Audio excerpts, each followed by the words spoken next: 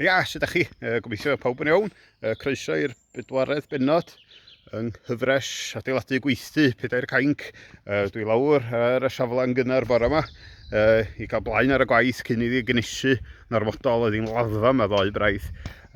Ia'r gwaith mawr sy'n cael ei wneud ar hyn o bryd ydy gosod wal bach isel o flocia o amgylch ymyl y slab. Dewch i ni gael weld yna ni. Felly, fel y gwelwch chi, tydw i ddim yn flociwr na'n gosodwr brics o gwbl ydyn, lle dyna pam fod yn joints yn fler.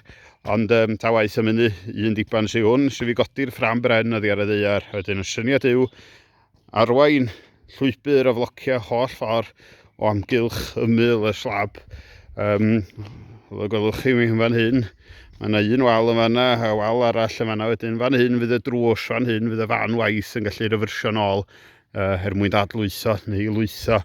Dwi wrthi bore yma fan i wneud hwnna, wedyn mi fydd na ddrws bach yn fan hyn i mi gael mynd fewn ag allan o hwnna.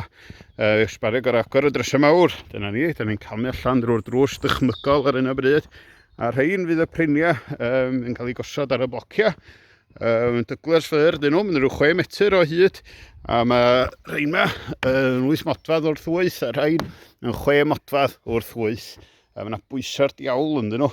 A'r syniad yw wedyn bydd rhain yn cael ei gosod ar dop y blocia a i bolltio fewn i'r blocia yn lle mod i'n drilio fewn i'r slab yn ormodol felly. Ia, a wedyn lle diban y blocia i'w codi priniau rhyw 10 modfedd oddi ar y ddeiar, a wedyn lleihau unrhyw berygl bod y priniau yn gwlychu neu'n pydru hefyd maes o law. Ond lle dyna ni, dwi'n defnyddio swent arferol mix 4-to-1 efo tamad bach o ffeb yno.